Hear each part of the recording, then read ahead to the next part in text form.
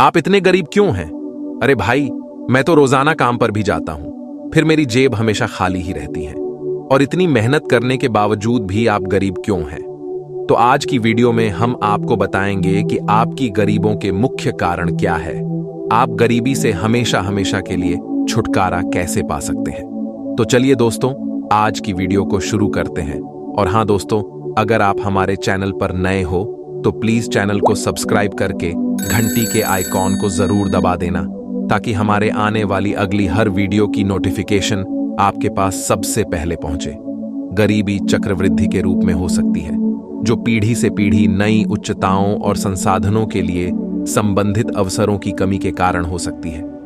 यह याद रखना महत्वपूर्ण है कि गरीबी को पार करने के लिए अक्सर व्यक्तिगत प्रयास और समर्थन का संयोजन आवश्यक है।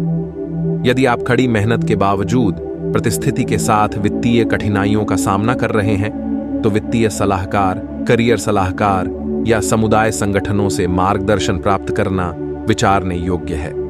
इसके अलावा अगर आपने अपनी योग्यता बढ़ाने या कौशल विकसित करने के लिए अवसरों की खोज की, तो आपकी योग्यताओं में सुधार हो सकता है, जिससे आर्थिक बढ़त हो सकती है।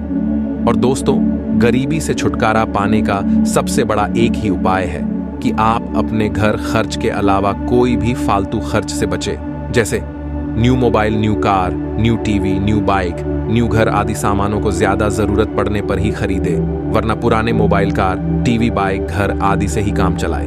क्योंकि आजकल की नई पीढ़ी में अधिकतर इन फालतू खर्च की बढ़ोतरी हो रही है। और दोस्तों, अगर आप जल्दी ही गरीबी से निजात पाना चाहते हैं तो इन उपायों को अपनी जिंदगी में जरूर शामिल करें। यदि पैसे बचाने में आपको परेशानी होती है तो आइए जानिए कि आपको कैसे पैसे बचाने चाहिए। पैसे बचाना कोई बहुत बड़ी ही बात नहीं है। आइए जान लीजिए आप इसकी शुरुआत कैसे कर सकते हैं। कुछ टिप्स यकीनन आपके लिए मददगार साबित होंगे। कुछ लक्ष्य निर्धारित करें। जब आपके सामने कोई फाइनेंशियल लक्ष्य और प्राथमिकता नहीं होती है, तब आपकी सारी इनकम खर्च हो सकता है। इसलिए अपनी इनकम को बेकार की या गैर जरूरी चीजों में खर्च होने से बचाने के लिए आपको अपनी प्राथमिकताओं के आधार पर कुछ फाइनेंशियल लक्ष्य निर्धारित करने की कोशिश करनी चाहिए। हो सकता है कि आपने पहले से ही कुछ सपने देख रखे होंगे, जैसे एक घर खरीदना, अपने बच्चों को अच्छी शिक्षा देना या एक आरामदायक रिटायरमेंट। इसलिए अपने इन सपनों को अपना लक्ष्य बनाएं और साथ में इनका विवरण भी लिखें, जैसे एक लक्ष्य को पूरा करने के लिए कितने पैसे की जरूरत पड़ेगी, हाथ में कितना समय बचा है, हर महीने कितना पैसा जमा करना होगा और उस लक्ष्य को पूरा करने के लिए कौन सा निवेश साधन सबसे अच्छा होगा। अपनी प्राथमिकताओं के आधार पर अलग अलग लक्ष्य निर्धारित करें। ऑटोमेटिक तरीके से सेविंग करें। वह पैसे सेव न करें जो खर्च के बाद बचते हैं, बल्कि वे पैसे खर्च करें जो सेव करने के बाद बचते हैं। पैसों से जुड़ी ऐसी कोई बेहतर सलाह नहीं है जिसे एक लाइन में कहा जा सके। यदि आप महीने के अंत में थोड़े पैसे बचाने की कोशिश कर रहे हैं तो आप गलत कर रहे हैं। इसके बजाय महीने के शुरू में ही अपने घर ले जाने लायक इनकम का कम से कम 10% बचाने और निवेश करने की कोशिश करें। इसके लिए एक बैंक रेकरिंग डिपॉजिट या एक म्यूचुअल फंड SIP का इस्तेमाल करें।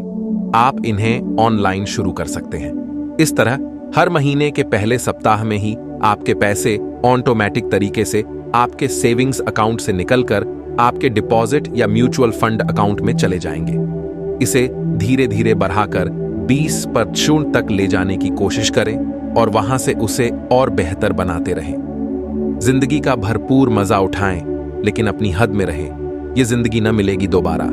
इसलिए आपको अपने पैसे का भरपूर आनंद उठाना चाहिए, लेकिन अपने फाइनेंस को बैलेंस करना भी बहुत जरूरी है।